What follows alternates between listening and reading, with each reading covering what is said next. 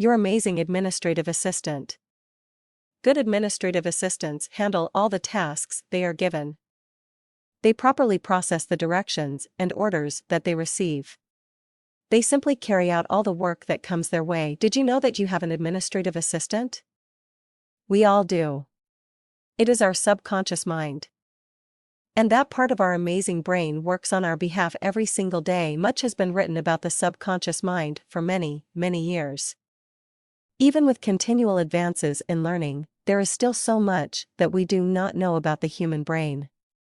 But one thing known and recognized is that our subconscious brain works as tirelessly as an elite administrative assistant with the information and direction that we provide. An excellent analogy is a farmer who plants a crop. The soil in which he places the seeds does not care what seeds are planted. The soil's job is to germinate those seeds and produce growth, bringing those seeds to their ultimate fulfillment. If a farmer plants corn seeds, then the harvest will be corn. If he plants wheat, then the result will be wheat. And if the farmer happened to plant dandelion seeds, then the crop would be dandelions. Once the seeds have been planted and germinated in the soil, the crop has been determined. This is so easy to understand and irrefutable. It works with consistency time and time again. Why then do we not see the great potential our subconscious minds have to produce results in our lives from the thoughts we plant in our minds? It is interesting that when we sleep, our subconscious mind is the most active. I have read numerous books and articles about the activity of the subconscious during sleep.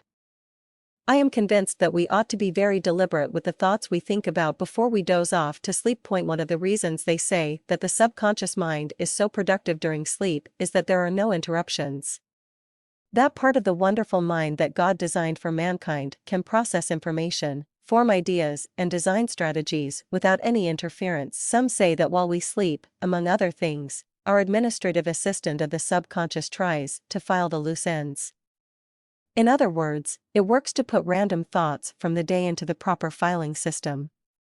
Some think that dreams may be a result of random thoughts that the subconscious hasn't figured out what to do with. Many agree that the thoughts we think about before falling asleep are the ones our subconscious assistant works on immediately after we fall asleep. But this isn't new at all, is it?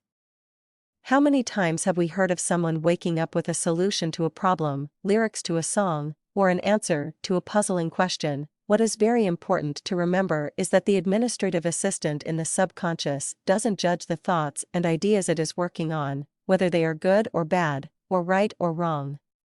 Just like the soil doesn't care what seeds are planted, the subconscious mind simply works on what has been planted.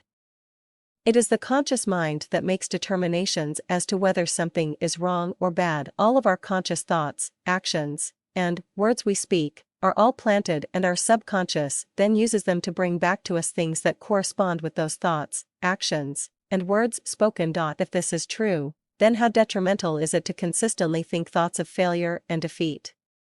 How harmful are worries, doubts, and fears? On the other hand, how helpful are thoughts of confidence, success, and hope? Many people today blame everyone and everything else for their current situation. People blame the economy, the government, their childhood, their finances, and the list goes on and on. Yet a loving God gave us all a conscious and a subconscious mind. Not only did the Creator design our minds, but He lovingly suggests in the Bible how we can best use our minds. The conclusion, therefore, must be that each one of us is a product of our own thinking. If that is true, and I believe it is, then there is no room for blaming anyone or anything. The good news is that we can change. While it may take some effort to uproot old crops, the time and effort will be life-changing. We can make a conscious effort to change the kind of thoughts we have been planting. We can begin to send our amazing administrative assistant good thoughts. We can focus on thoughts of victory and success, thoughts of health and prosperity, and thoughts of happiness and joy. Your subconscious brain works as tirelessly as an elite administrative assistant with the information and direction that you provide. So, why not provide the best possible information to produce the very best results in your life?